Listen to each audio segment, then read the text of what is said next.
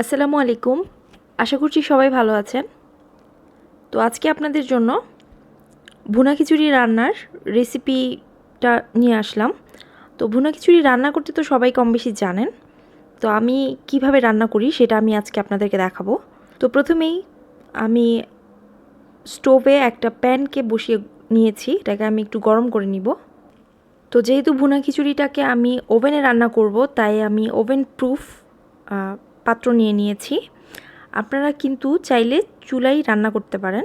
তো প্রথমেই আমি 2 কাপ বাসমতি চাল, 1 কাপ মসুর ডাল আর 1 কাপ মুগ ডালকে একসাথে মিশিয়ে ভালোভাবে ধুয়ে নিয়েছি। এরপরে আমি পানি ঝরানোর জন্য এই সব কিছুকে একসাথে একটা স্ট্রেনারে রেখে দিয়েছি। ভুনা খিচুড়ি ঝরঝরা হওয়ার একটা প্রধান কারণ হচ্ছে আপনাকে চাল ডাল ধুয়ে পানিটাকে খুব ভালোভাবে অনেক আগে থেকেই ঝরিয়ে নিতে হবে। তো এখানে আমি প্রথমেই 1/4 কাপের মতো তেল দিয়ে দিয়েছি। তেলটা একটু গরম হয়ে গেলে এখানে আমি একটা এলাচকে ভেঙে দিয়ে দিয়েছি, 2টা লবঙ্গ, একটা তেজপাতা, একটা দারচিনির স্টিককে ভেঙে দিয়ে দিয়েছি আর হাফ চা চামচের মতো আস্ত জিরা দিয়ে দিয়েছি।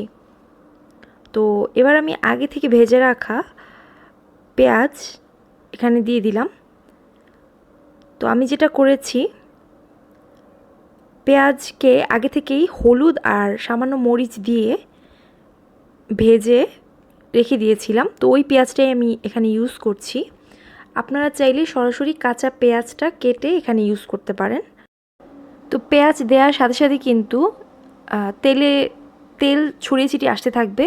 তো এক্ষেত্রে একটু সাবধানতা অবলম্বন করতে হবে। তো আমি এখানে প্রায় 1/3 কাপের মতো ক্যারামেলাইজড অনিয়ন ইউজ করেছি। তো আপনারা যদি কাঁচা পেঁয়াজ ইউজ করেন সেক্ষেত্রে 1 কাপ বা তার একটু কম পেঁয়াজ ইউজ করবেন, অথবা একটা মাঝারি সাইজের পেঁয়াজ ইউজ করবেন।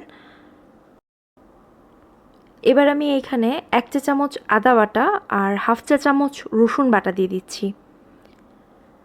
তো ওভেনে রান্না করলেও এই কাঁচা মশলাগুলা তেলে কিন্তু আগে থেকে ভেজে নিতে হবে। এগুলা না ভেজে কিন্তু কাঁচা অবস্থায় চালের সাথে মিশিয়ে ওভেনে দিলে রান্নার শেষে কাঁচা একটা গন্ধ থেকে যাবে।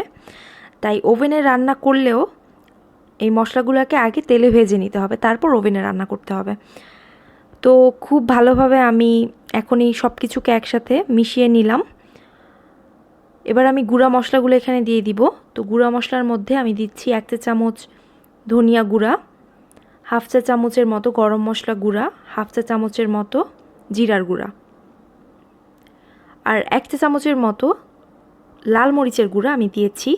ঝালটা আপনারা যেমন পছন্দ করেন ওইভাবে আপনারা মরিচের গুঁড়াটা দিবেন।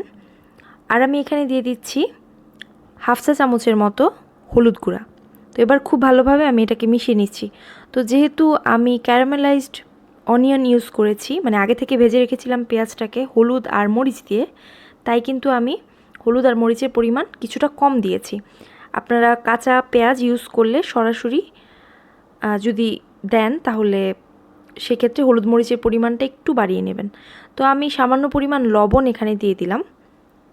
তো এখনই খুব বেশি লবণ দেওয়ার প্রয়োজন নেই, লবণ এখন অল্প দিলেই চলবে। তো আমি খুব ভালোভাবে মশলাগুলোকে ভেজে নিব। আর খেয়াল রাখতে হবে মশলাগুলো যাতে পুড়ে না যায়, প্রয়োজনে সামান্য পরিমাণ পানি দিয়ে নিতে হবে। তো আমি কিছুক্ষণ ভেজে নেওয়ার পর সামান্য পরিমাণ পানি এখানে দিয়ে দিলাম মশলাটাকে আরও ভালোভাবে কষিয়ে নেওয়ার জন্য। তো এটাকে অনবরত নাড়তে হবে যাতে তলানিতে লেগে না যায়, কারণ যদি এটা পুড়ে যায় তাহলে খিচুড়িতে পোড়া গন্ধ থাকবে আর ফ্লেভারটা পুরোপুরি নষ্ট হয়ে যাবে।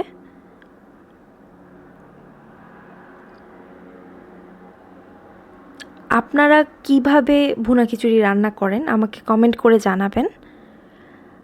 আর যদি এভাবেই রান্না করে থাকেন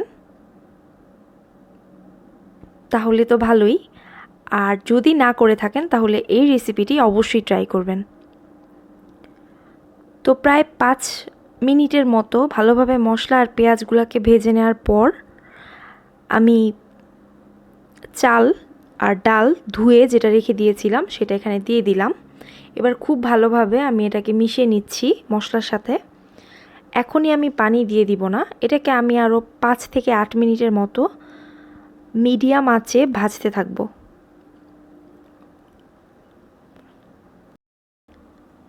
তো এই সময়ে কিন্তু অনবরত নাড়তে হবে যাতে তলানিতে লেগে না যায়। আর কিছুটা সময় নিয়ে এটাকে ভাজতে হবে যতক্ষণ না পর্যন্ত চালের কালারটা একটু চেঞ্জ হয়ে যায় অথবা চালগুলা সব ভাজা হয়ে যায়। তো আমার ভাজা হয়ে গেছে। আমি এবার এখানে পানি দিয়ে দিচ্ছি। পানিটা কিন্তু আমি গরম ইউজ করছি। তো ভুনা খিচুড়িতে পানি দেওয়ার হিসাবটা আমি একটু আপনাদেরকে বুঝিয়ে দিচ্ছি। আপনারা যত কাপ চাল ডাল ইউজ করবেন তত কাপ পানি দেবেন, প্লাস তার হাফ কাপ পরিমাণ পানি দেবেন। মানে আমি এখানে 4 কাপ চাল ডাল নিয়েছি, তাই 4 কাপ পানি প্লাস তার অর্ধেক দিয়ে দিয়েছি, মানে 6 কাপ পানি এখানে আমি দিয়ে দিয়েছি। যেহেতু আমি এটাকে ওভেনে রান্না করব তাই আমি আরও 1 কাপ পানি এক্সট্রা দিয়েছি, প্লাস এটা লং গ্রেইন রাইস ছিল।